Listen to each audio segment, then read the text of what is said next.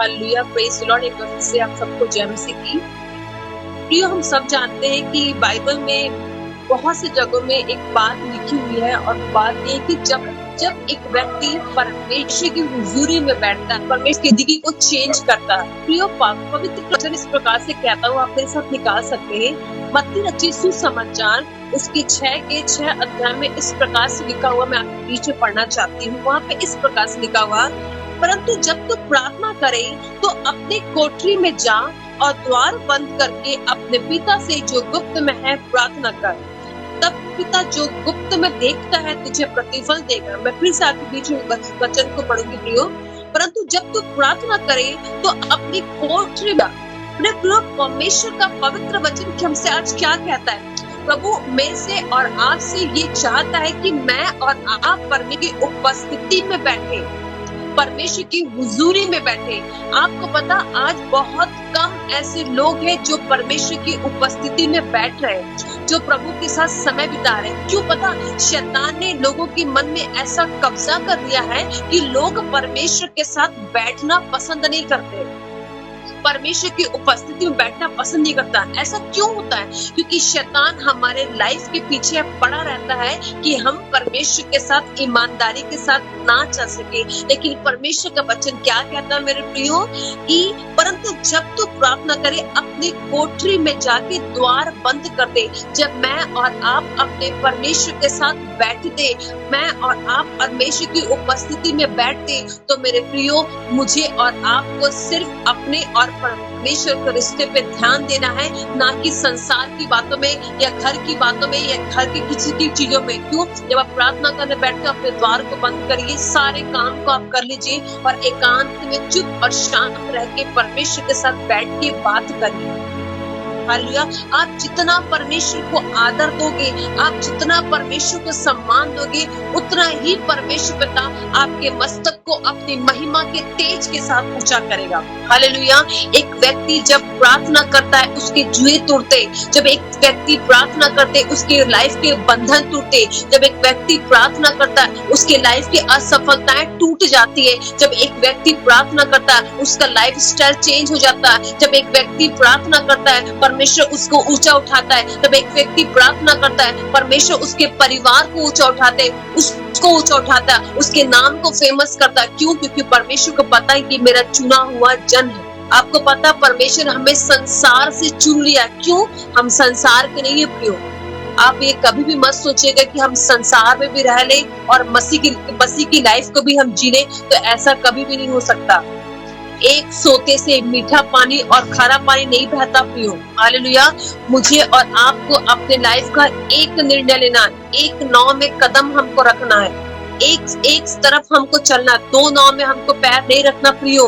परमेश्वर का वचन दो नाव में चलने की हमको राय नहीं देती प्रियो।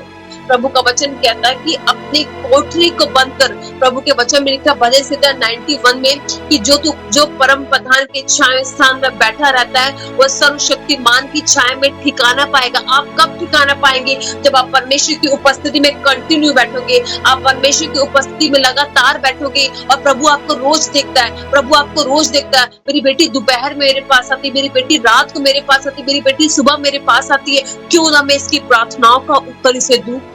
जब आप बार बार परमेश्वर की उपस्थिति में जाते हो ना प्रियो, तो परमेश्वर आपके नाम को पहचानता है, प्रभु आपके शक्ल को पहचानता है, प्रभु आपकी एक्टिविटी को चेक करता है, प्रभु आपके उठने बैठने की छानबीन करता है प्रियो। क्यों? क्योंकि आपने अपने जीवन को परमेश्वर को दिया है। आप बाइबल में हन्ना के बारे में जानते, मैंने बहुत बार इस टॉपिक में प्रचार किया। मैं आपके बीच में हन्ना के बारे में बताना चाहती हूँ, जो आप निकाल सकते हैं। पहला सामुएल 1:6 में इस प्रकार से लिखा हुआ है, परंतु उसकी सौतन इस कारण से कि यहोवा ने उसकी कोख बंद करके रखी थी, उसे अत्यंत चिढ़ाकर कुढ़ाती रहती थी। प्रियो, हम सब जानते हैं हन्ना के बारे में कि हन्ना की कोख बंद थी और कोख किसी इंसान ने बंद नहीं किया था, वो सर्वशक्तिमान परमेश्वर जो सिंहासन पे विराजमान है उसने उसकी कोख को बंद करके रखी थी। आपको पता, कई बार परमेश्वर हमारी प्रार्थनाओं को जानबूझकर रोक के रखता है कि वो हमें परखता है।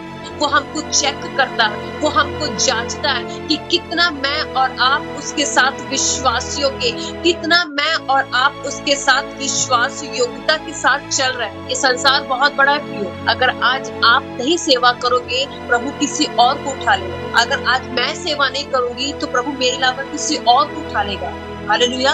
वैसे प्रियो, जब हन्ना की कोख बंद हो गई थी, हन्ना रोई नहीं, हन्ना गिड़गिड़ाई नहीं, लेकिन हन्ना ने क्या किया? अपना रोना, अपना गिड़गिड़ाना साइड करके वो परमेश्वर की उपस्थिति में बैठना ज्यादा पसंद किया। क्यों?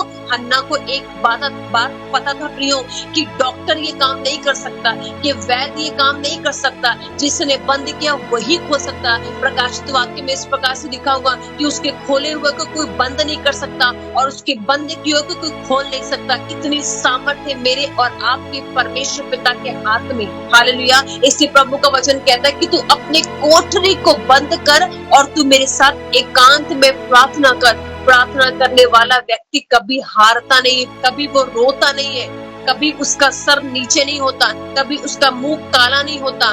कि जितनों ने प्रभु यीशु मसीह की ओर देखा, उन्होंने रोशनी पाई, उन्होंने ज्योति पाई और उनका मुंह कभी काला नहीं होने पाया। हालेलुया। मेरे प्रियो, हन्ना 1 साल गई, 2 साल गई, 3 साल गई, 4 साल गई, वो कंटिन्यू परमेश्वर की उपस्थिति में जाते रही, वो प्रार्थना करते रही। उसको कोई भी उसकी प्रार्थनाओं का आंसर नहीं मिला, लेकिन उसने प्रार्थना करना बंद नहीं किया। क्यों? क्योंकि हन्ना को एक बात पता था कि डॉक्टर मेरी कोख को खोल नहीं सकता, लेकिन वो सर्वशक्तिमान परमेश्वर जो स्वर्ग के सबसे ऊंचे सिंहासन पर विराजमान परमेश्वर है, वही मेरी कोख खोल सकता है। हालेलुया। मेरे प्रिय, मुझे और आपको इस बात को समझना और सीखना है कि जितना आप परमेश्वर को आदर दोगे, वो उतना आपको ऊंचा उठाएगा, वो उतना आपकी समस्याओं को दूर करेगा, वो उतना आपके लाइफ की परेशानियों को खत्म करेगा, वो भी जड़ से। मेरे प्रियो, वो जड़ से काम करने वाला परमेश्वर है। वो आपकी समस्याओं को जड़ से उखाड़ता है, वो आपकी तकलीफों को जड़ से उखाड़ता है, ताकि वो वापस से वो उग ना सके वो तकलीफ।